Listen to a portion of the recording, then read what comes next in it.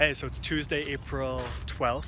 I'm in Central Park taking a little break in front of some gorgeous trees. Just wanted to give you that view and answer some questions because a lot of docs, now that the Saturday, April 16th, one-day DC training is coming up in just a few days, I've been getting a lot of inquiries from doctors wondering, Josh, what makes your communication so effective, so distinct, unique, and so patient-centered compared to everything I've experienced over the past 10, 20, 30 plus years in chiropractic?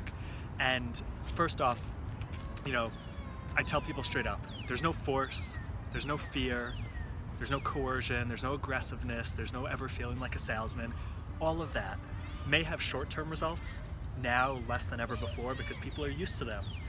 But it's going to cause you to end up needing to spend hours and days and months and tons of money and energy in the marketing, the screening, always needing countless new patients, because when you get someone in with that tactic, aggressiveness, force, fear, salesman stuff, they don't stay with you and they don't want to refer. So I want you to be really careful about that.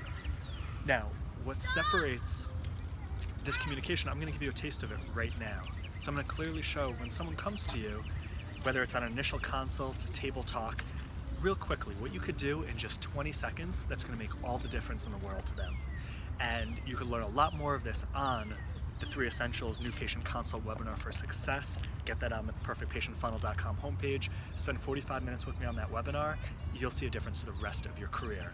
Get inside the program, work with me on exactly how you position your care plans, your communication, and you'll never have to worry about new patients accepting your care or referring for the rest of your career. And I'm not saying that boasting, that's just straight up. Look at all the testimonials. So let's give a hypothetical example. Mary is a patient of yours, and she hasn't been in a while. She comes back in, a reactivation, and she tells you that she injured herself and now she's getting sciatica down her right leg, and you do your due diligence, you find out what's going on, and it's excruciating pain down her right leg, but what's really important is that she's frustrated because it's stopping her from playing tennis on the weekends, which is her social time with her girlfriends and part of her weight loss goals for the upcoming summer. Now, you've been seeing her for 3 weeks. Maybe you've been seeing her once a week, twice a week, 3 times a week, whatever it is for your care methodology. And nothing's changed in those 3 weeks. And she comes in on, let's say, visit 5 or 6 of week 3 and says, Doc, the pain hasn't changed at all. It's still excruciating.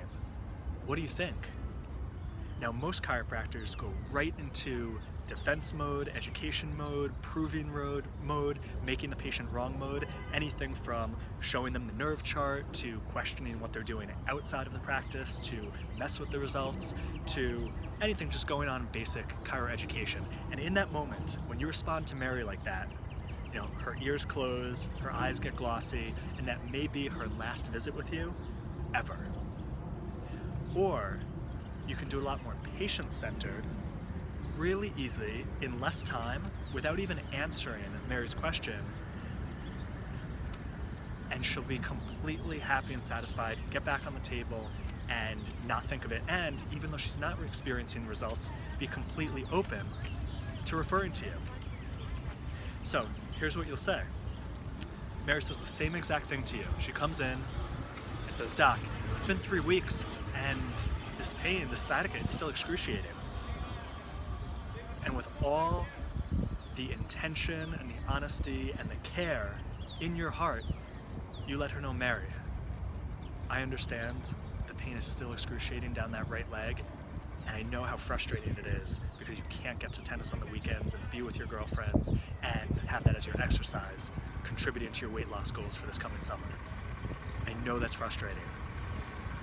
And what I'm telling you is that I still have 100% confidence we're going to get you back on that tennis court sooner than later, and this is going to go away, it's going to get resolved, and it's just taking time, and it's a more difficult case than I initially thought.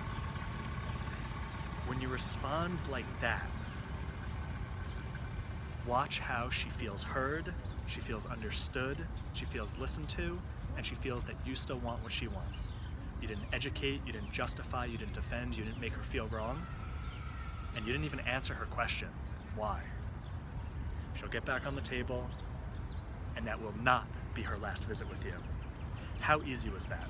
I'll show you exactly how to listen for in the consults and in her communication, how to respond like that, in 20 seconds. Every conversation is unique to you. You're never gonna feel like a robot or scripted, repeating the same educational stuff. You'll never feel kind of like a jerk doing Socratic method catered to 3-year-olds or 6-year-olds. Do you ever find yourself saying, Mary, if we can find the root cause of your condition, would you like us to tell you? Oh, really? 2016, guys? You know, that worked in 1985. If someone said that to me, I would immediately walk out. I'm not trusting this practitioner if they're gonna use a line like that. So be careful when you're taught Socratic method or whatever it is. Are you treating people like an elementary school kid, or are you treating someone like an adult who's in pain and vulnerable and showing them that you're the leader, you have all the certainty and confidence in the world that you are the solution for them? That's what I'll show you to do on the webinar. That's what I hold DC's hands with inside the program, so there's never any dropping the ball, new patient disappearance, people saying I gotta think about it. That's my gift to the profession and your patients who maybe otherwise wouldn't have received your care. Thanks for watching. Get on a webinar. Look forward to seeing your questions and interacting with you on the inside or at an upcoming one-day training. Thanks for watching.